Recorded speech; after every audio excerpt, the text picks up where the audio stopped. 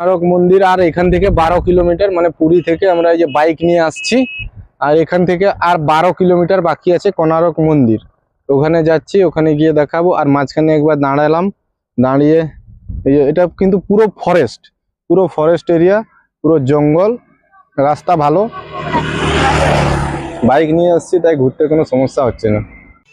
কোণারক মন্দির পৌঁছে গেছি, প্রায় আর 4-5 কিলোমিটার বাকি আছে। আর রাস্তাগুলো কিন্তু এই রকম দেখুন, এনএইচ আছে, এটা পুরো ফুলের গাছ লাগানো ফরেস্ট এরিয়া, কিন্তু তার মধ্যেও দেখুন কি সুন্দর আছে, 6 লাইন রোড আছে। এটা হচ্ছে মন্দিরের সামনাটা। আমরা বাইক টাইক রেখে দিয়ে মন্দিরের সামনে এরকম অনেক দোকানপাট পেয়ে যাবেন, যা কিছু আপনারা কেনাকাটা করতে পারেন।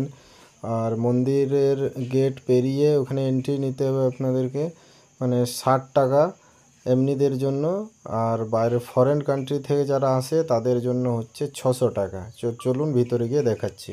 আমরা টিকিট কেটে মন্দিরে প্রবেশ করেছি, আর এইটা হচ্ছে মেন গেট। এইটা পেরালেই কিন্তু মন্দির গেট। আর এই যে স্ক্যানার আছে, এই স্ক্যান করে যেতে হবে, মেট্রোর মতো সিস্টেম, ঠিক আছে। ওখানে টিকিট চেক করে করে সবাইকে ভিতরে ঢোকাচ্ছে। দেখুন এখানে একটা ভালো ব্যবস্থা আছে, যারা হাঁটতে পারে না তাদের জন্য হুইল চেয়ারে ঘোরানো হয়, তার জন্য আলাদা চার্জ লাগে। আর এই মন্দিরটা কিন্তু প্রায় 1300 বছর আগেকার মন্দির। এখানে কিন্তু পূজা পাঠ কিছু হয় না, খালি পুরনো অনেক দিনের, তাই এটা ফেমাস, সবাই ঘুরতে আসে এখানে। আর এখানে সেই 10 টাকার নোটের মধ্যে একটা চাকা আছে দেখতে পাবেন, ওই চাকাটা কিন্তু এই মন্দিরেই আছে, রথের চাকা। অনেকগুলো পাট ফেরানোর পরে কিন্তু এটা হচ্ছে মেন মন্দির। ওই যে দেখুন দেখা যাচ্ছে, এখানে অনেক লোক ছবি টবি তুলছে।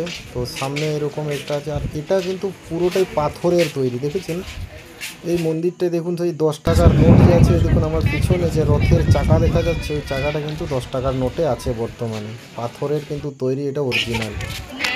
আর এইটা হচ্ছে মেন মন্দির। এইখানে দেখুন সিঁড়ি দিয়ে উঠবেন, উঠে পুরো উপরে কিন্তু যেতে দিচ্ছে না, সিকিউরিটি গার্ড আছে, এখান থেকে উপরে আর যাওয়া যাবে না। এখানে আর মন্দিরের ভিতরে কিন্তু কিছু নেই, কোনো মূর্তি বা কোনো পুজো পাঠ কিছু হয় না এখানে। তবে এই কোণারক মন্দিরটি হলো বিশ্ব ঐতিহাসিক, তাই এটা এতদিনের পুরনো বলে বিখ্যাত। আর এটা কিন্তু বাহির হওয়ার পথ, মানে বাইরে বেরোনোর পথ, এখান দিয়ে হেঁটে হেঁটে বাইরে বেরোতে হবে। অনেক বড় কিন্তু এলাকা।